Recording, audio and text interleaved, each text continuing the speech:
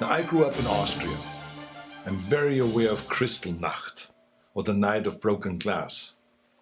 It was a night of rampage against the Jews carried out in 1938 by the Nazi equivalent of the Proud Boys. Wednesday was the day of broken glass right here in the United States. That was actor and former governor of California, Arnold Schwarzenegger, relating the events of last week to the horror of Kristallnacht. Now, here to discuss the Capitol rioting last week and the frequent comparisons being made to Nazi Germany is the founder and president of the Pave the Way Foundation, Gary Krupp. Gary, thank you for being here. Now, look, you're a Jewish scholar. You've studied this period extensively, particularly as relates to World War II, the Nazi incursion throughout Europe, and Pius XII. Before we address the comparison made by Mr. Schwarzenegger, tell us a little about Kristallnacht, what it actually was. What happened in 1938? Yeah, it was thanks for having me, Raymond. It's always a pleasure to be on the show. But thank you. November 9th and November 10th, 1938. This was actually attacks that were committed by racists, bigots, and anarchists, encouraged by the inaction and silence of the politicians of the day and the city governments. And essentially, that gave their blessings to these rampaging groups going through the city, smashing windows of Jewish-owned businesses, and looting and doing all of this terrible damage, and really just feeding into this frenzy. The problem with the statement. Go ahead. Yeah, go ahead. Yeah, so the problem with the statement of the governor is that the actual Kristallnacht occurred here in the United States all summer long, in Portland, in Seattle, in New York City, and in Baltimore.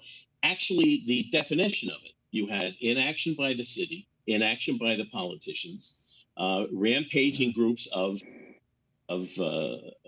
fascists or Antifa and these other groups going through and smashing windows and looting, and really no major attempt to arrest these people. So that was actually the actual Kristallnacht of the United States. I don't think Washington even comes close. Well, Schwarzenegger was comparing Trump voters, particularly the Proud Boys, some of whom the founders are Hispanic and African American, but he compared them to anti-Semites and Nazis who persecuted Jewish people in the lead up to World War II. In your opinion, is that a responsible comparison?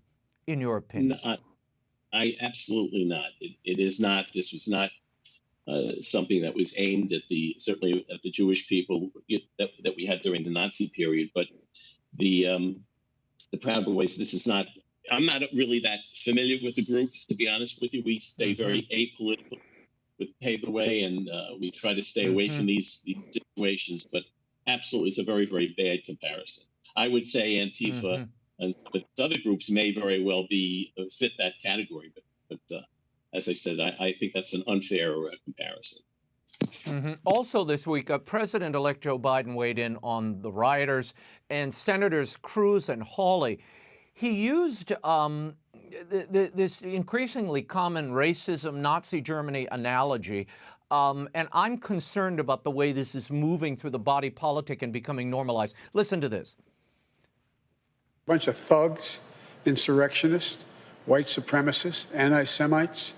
6N is not enough. I mean, come on. You know, these shirts they're wearing, these are a bunch of thugs.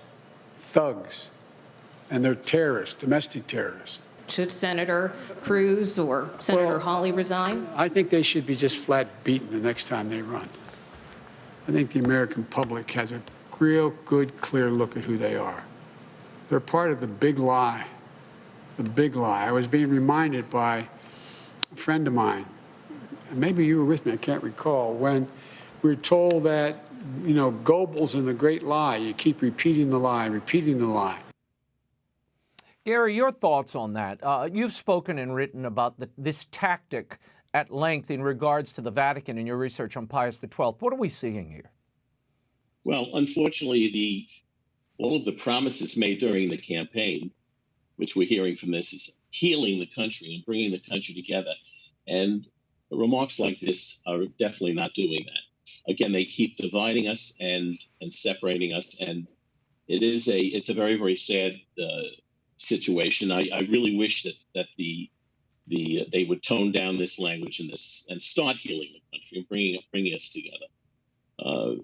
Certainly, what happened with us during World War II and so on, and he's making basic statements which are correct. The lie told 1,000 times becomes the truth. But Right. This is exactly what happened all summer long, and with the rioting that occurred here, that it's peaceful demonstrations and so on, and this is not what happened. But again, we keep saying it over and over again, and that's because of the way it was being treated by the media, unfortunately. Yep. And look, there's no doubt there were some people wearing anti-Semitic. I saw the anti-Semitic T-shirts in some of these images. Those individuals should be decried, condemned, and if they broke the law, as this one did, he should be prosecuted as such. But I worry when you broad brush an entire group of people, including Hispanics, blacks, whites, Jewish people who were part of that rally before this incursion, that you demonize them, you diminish them and their humanity. Your take on that and Yes. what we're seeing.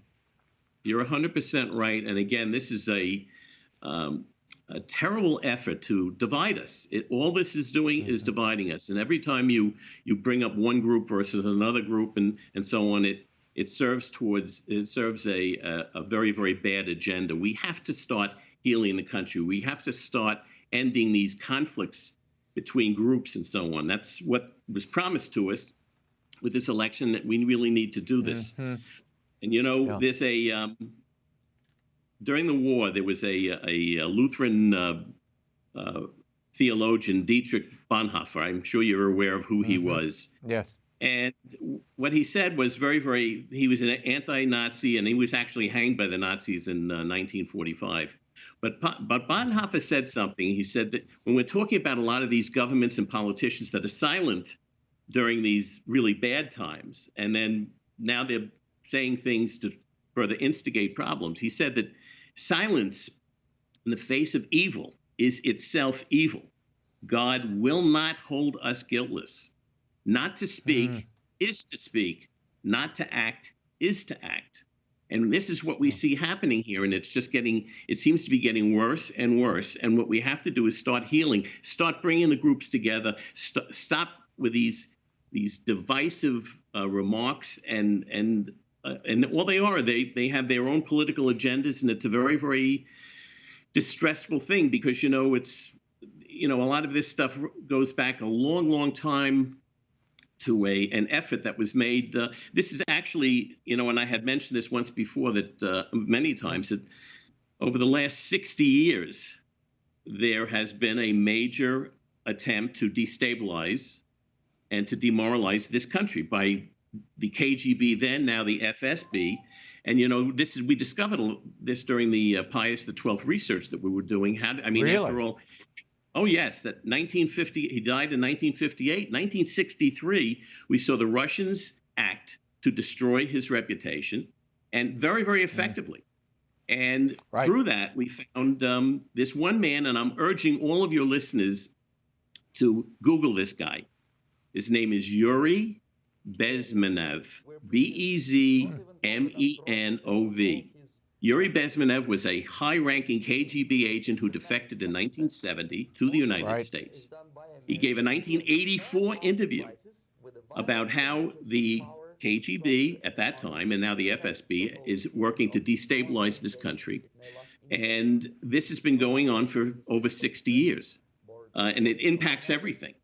But if you listen to this guy, and he died in 1993, it really is a warning, but it's something you really need to think. If you want to understand why all of this is happening, and why is there so much hatred, and why is there so much division, and why are there people disrespecting the flag and the country? And this is the reason. This was the effect of this. We've got 3 generations of people who have gone to spent $60,000 a semester to go to school to be educated by teachers who have been impacted by this. And these people are embedded all over the country. That's where you see these very, very bad remarks and terrible statements that are being made to exacerbate and try to make this situation, a bad situation, worse. Well, it teaches, it inculcates a hate of the country and the hatred of fellow man and even your own family, which we're seeing now. I mean, it's the most insidious thing, Gary. It's awful.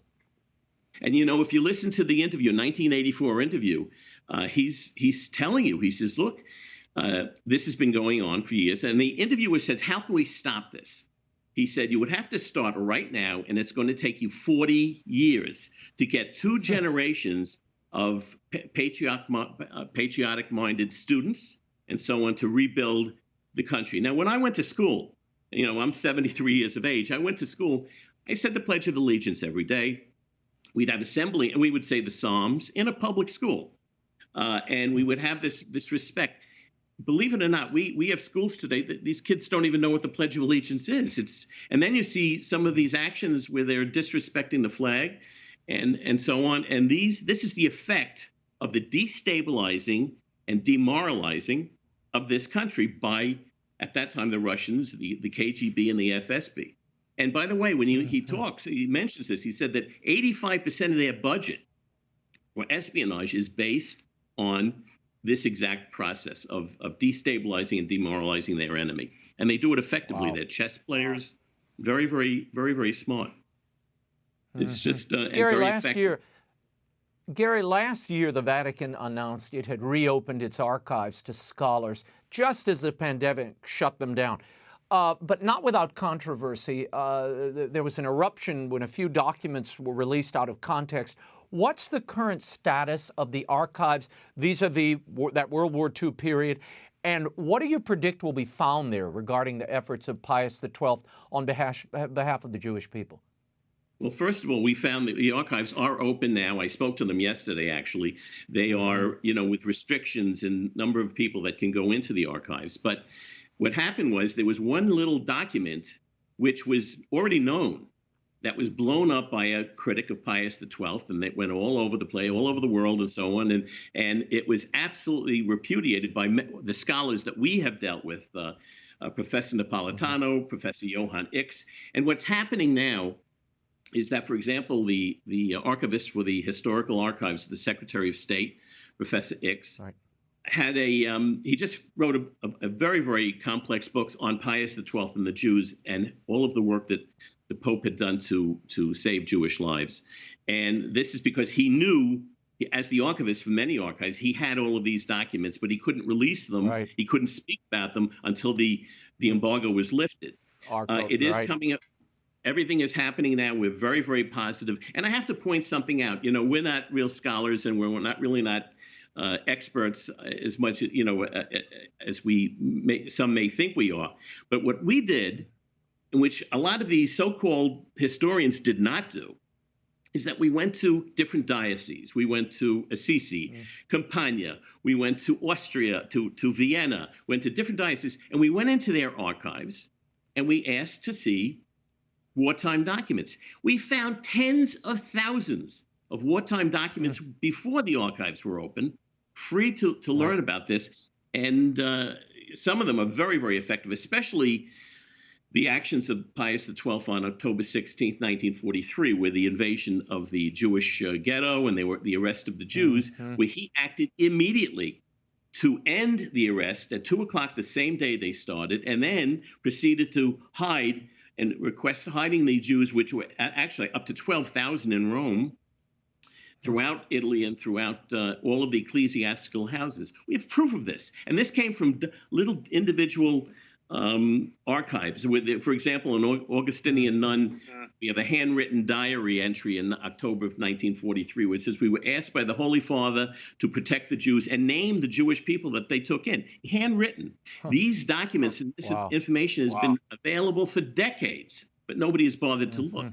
That's the frustrating part about this, perpetuating this, this terrible, reputation and destruction of Pius XII's name, his good name, and his reputation. Well, so Gary Krupp, I disagree with you. Gary Krupp, I think you are a scholar. You've gone into these archives when others wouldn't, and you're revealing the truth. That is a scholar, and I thank you for doing it. Thank you for your insights as well, and we'll check up with you in the days ahead. Gary Krupp, the president of Pave the Way Foundation, you can follow him at ptwf.org and on Twitter at Gary Krupp. Thank you, Gary. Thanks so much, Raymond. Take care. Thank you.